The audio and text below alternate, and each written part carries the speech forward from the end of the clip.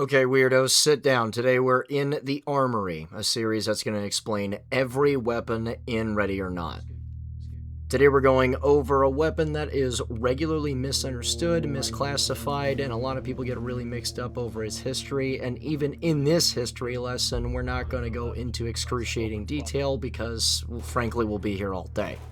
Today's subject is a member of an entire lineage of weapon systems that is regularly regarded as obsolete. Lots of people have been trying to replace them for a long time, and somehow, through sheer persistence, modularity, and regular maintenance and upgrades, this entire line of weapon systems seems to refuse to die.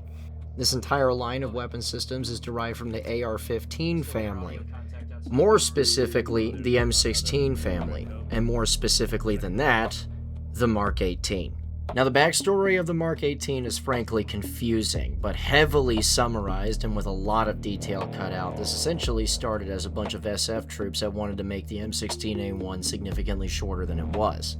Heavily shortened and extremely simplified, this essentially is broadened down to a bunch of SF dudes that started cutting barrels off of M16s and shortening gas tubes to such a point where they had the maneuverability that they wanted, and somehow the gun still ran, if barely.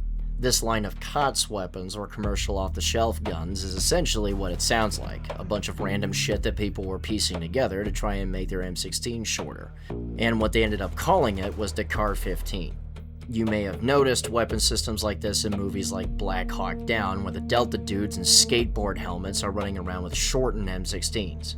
This entire line of guns predates the M4, and while the US government would have a seizure because there was no real program behind it, and then the SF dudes essentially saying, well, if you want to stop me, then make me produce guns that I can actually use in smaller environments. And with the response from the United States government essentially being a big fucking question mark, and then Lewis Machine Tool coming out of left field saying it's already done, we call it the CQB-R, which is, like most things military-esque, an acronym, and that would be for Close Quarters Battle Receiver, not rifle, because all he was really trying to do at this point was do all the required science to make the gun work well, and short, and also the stocks are nice. Of which then Colt, who's supposed to be the sole source contractor for everything AR-15 that's also United States military, decided to also have a seizure about it.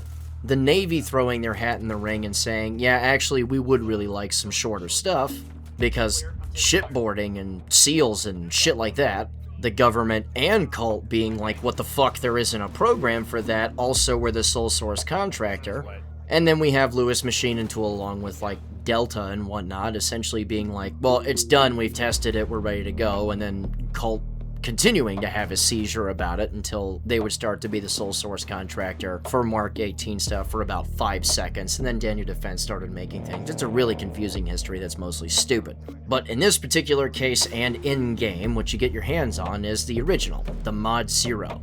The reason why you can tell that it's a Mod Zero is because it still has an M16-esque front sight base out front. Fun fact, the reason why the barrel length for this is a 10.3 is primarily because that's as short as you can go and also suppress the damn thing without getting it in the way of the bayonet lug, because you need a gas block, and at the time, that was the gas block available.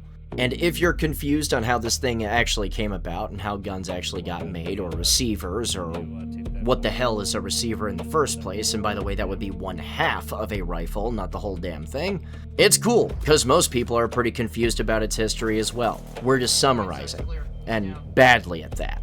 But in-game, you have pretty close to the original form factor, complete with the capability to take your shotgun and make it not a shotgun by suppressing it. So in-game, what we have here is a fairly solid do-it-all kind of rifle. I can keep it short and maneuverable, I have enough lead slinging ability because it's in a rifle caliber, and I have the ability to knock down dudes with body armor. Hooray! And an added benefit to that is regardless of incarnation of the particular rifle that you use, including the ability to make it an M4A1, which is kind of neat, recoil impulse is actually pretty similar to the real-life counterpart. That is, mostly. Muzzle brakes in this game are basically kind of shit, and they do not keep the guns as flat as they do in real life. But whether you decide to keep the gun short and stay loud with a muzzle brake, or suppress it, or convert to an M4A1, with a longer barrel, which is the flattest shooting incarnation of it anyway, the gun responds very similarly to a MK-18 with a regular birdcage flash suppressor on it. What this means is that this is a short carbine-length gas system rifle that pops just a little bit, but is pretty easy to control. When it's unsuppressed, it's loud as shit. Duh, it's a short rifle, but it's still plenty flat and fast enough to use reliably regardless of situation. More than anything else, it is plenty adequate or adequate enough to handle whatever mission set that you've got, and the cool thing about this too is that it is one of the only weapons in-game in which you can extend its barrel to increase its muzzle velocity and flatten out the gun as much as possible. Personally, my favorite configuration of this is in one of two modes, and that's either short and loud or long and loud, primarily because the length of the gun actually matters in this game, and frankly, if I'm going to suppress a rifle and people are already going to hear me shooting at them in general, I probably do not want this gun, mostly because, well, the suppressed version of it just handles worse, or it's 4 miles long because you added an M4 barrel plus a can. That's an additional 5 inches on top of the 14.5-inch barrel that you've got.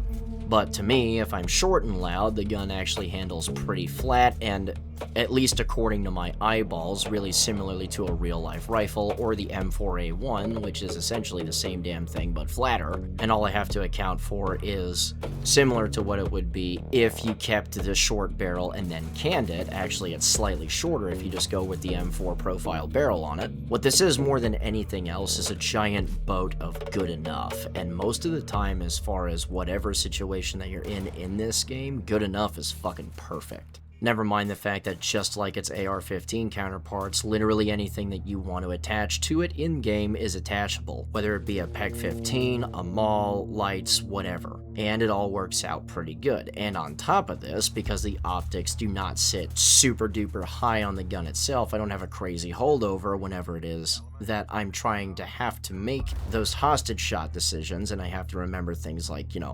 holdovers, because I'd rather not blast a hostage's friggin' collarbone. And the overall silhouette of the rifle isn't fucking enormous, so it stays out of your way as well as helping you out when you're trying to use a damn thing.